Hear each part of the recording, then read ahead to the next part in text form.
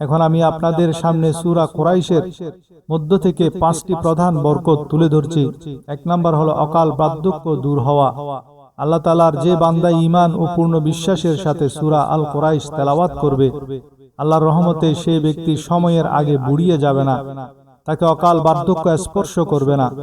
অনেক সময় দেখা যায় বয়সের তুলনায় মানুষকে অনেক বেশি বয়স্ক মনে হয়, কিন্তু নিয়মিত এই সূরা আমলকারী ব্যক্তি যতই বয়সে বড় হোক না কেন, তাকে বয়সের চেয়ে সবসময় তরুণ ও কম বয়সী দেখাবে। আপনি নিজেকে তরুণ রাখতে কত রকমের চিকিৎসায় কত টাকা খরচ করেন, এই আধ্যাত্মিক আমলটি নিয়মিত করুন, ইনশাআল্লাহ বার্ধক্য আপনাকে কাবু করতে পারবে না। রিজিকে বরকত ও পেটের চর্বি কমা। প্রতিবার খাবার খাওয়ার পর যে ব্যক্তি 5 বার সূরা আল কুরাইশ তেলাওয়াত করবে, আল্লাহ তাআলা তার রিজিকে কখনো অভাব আসতে দেবেন না, বরং রিজিকে প্রাচুর্য দান করবেন।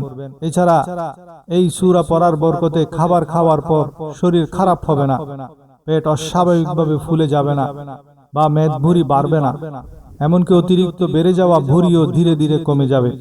দামি দামি চিকিৎসকের পেছনে না ছুটে খাবার পর এই আধ্যাত্মিক আমলটি নিয়মিত শুরু করে দিন। 3 নম্বর হলো পাকস্থলীর রোগ ও গ্যাস্ট্রিক থেকে মুক্তি। আমরা দৈনন্দিন যে খাবার খাই, অনেক সময় তা আমাদের স্বাস্থ্যের জন্য ক্ষতিকর হয়ে দাঁড়ায়।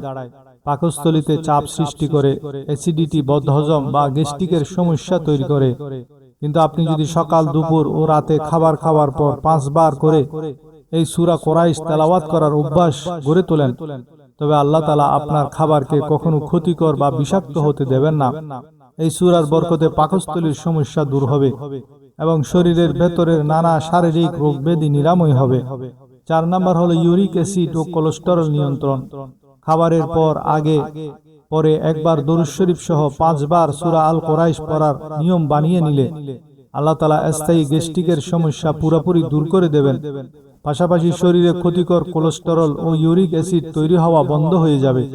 যারা এই ইউরিক অ্যাসিড ও কোলেস্টেরলের পেছনে মোটা অঙ্কের টাকা খরচ করছেন, তারা নিয়মিত এই আমলটি শুরু করতে পারেন।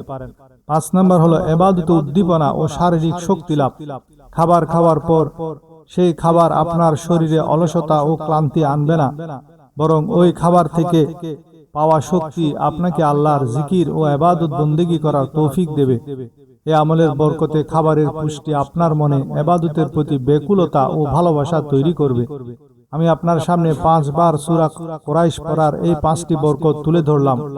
আপনি এটিকে নিজের দৈনন্দিন অভ্যাসে পরিণত করুন এবং আপনার আত্মীয় স্বজন ও বন্ধু বান্ধবদের সাথেও শেয়ার করুন। অন্যের ভালো করলে আল্লাহ আপনারও ভালো করবেন।